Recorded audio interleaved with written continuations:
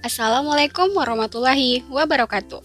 Halo sahabat rumah belajar, perkenalkan nama saya Miranti Ariesia. Saya mengajar mata pelajaran Bahasa Indonesia di SMP Negeri 5 Teluk Pakedai, Kabupaten Kuburaya, Provinsi Kalimantan Barat.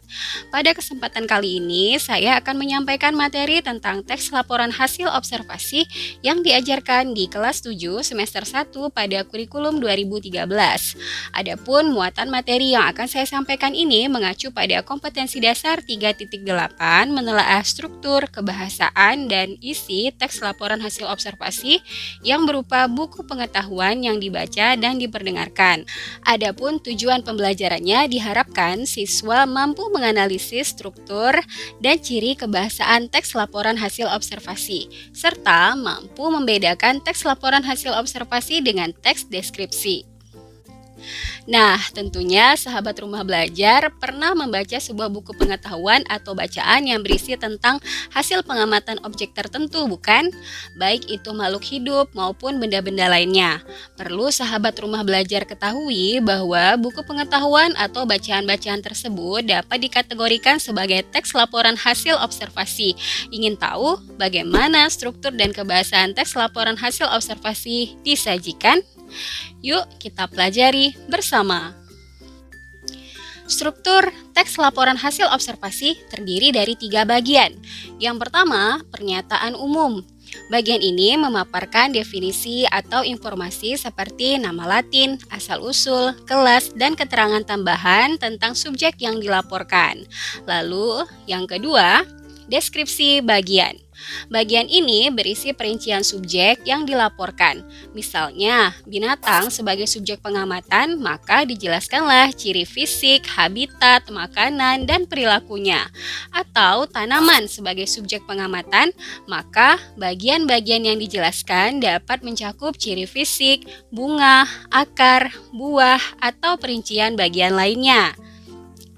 Kemudian, yang ketiga, deskripsi manfaat. Bagian ini berisi berbagai segi manfaat dan sifat-sifat khusus dari subjek atau bagian-bagiannya.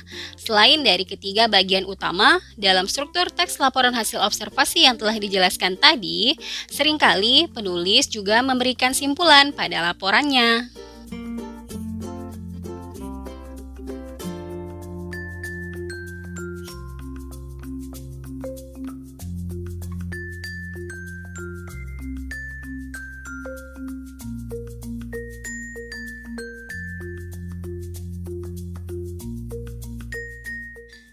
Sahabat rumah belajar sudah paham dengan bagian-bagian yang membangun sebuah teks laporan hasil observasi?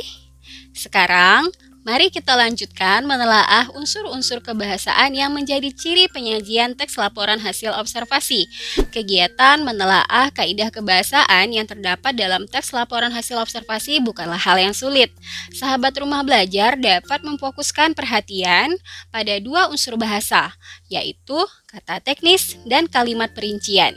Kata teknis dalam teks laporan hasil observasi biasanya terdapat pada bagian pernyataan umum. Penggunaan kata teknis ini terdapat pada sebuah kalimat yang memaparkan definisi istilah berkaitan dengan subjek yang dilaporkan. Di dalam kalimat tersebut biasanya menggunakan kata merupakan atau adalah. Seperti pada contoh penggalan teks berikut. Sedangkan kalimat perincian pada teks laporan hasil observasi terletak pada deskripsi bagian. Kalimat ini bertujuan untuk menjelaskan atau memberikan uraian sampai ke bagian yang kecil-kecil, satu demi satu. Seperti pada contoh penggalan teks berikut.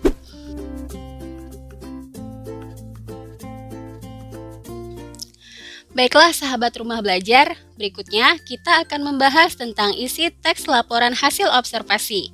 Berdasarkan pemaparan mengenai struktur dan kebahasaannya tadi, dapatkah sahabat rumah belajar memahami apa yang disampaikan dalam teks laporan hasil observasi secara umum? Ya, tentunya sudah dapat diketahui ya.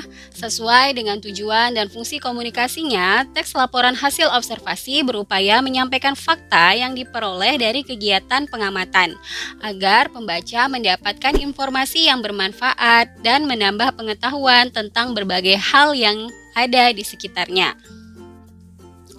Dengan begitu, sahabat rumah belajar tentunya dapat membedakan laporan hasil observasi dengan teks deskripsi. Hal ini didasari oleh perbedaan fungsi komunikasi kedua teks tersebut. Teks laporan hasil observasi menyampaikan fakta, sedangkan teks deskripsi cenderung menyampaikan opini. Contohnya dapat sahabat rumah belajar lihat pada kedua contoh teks berikut.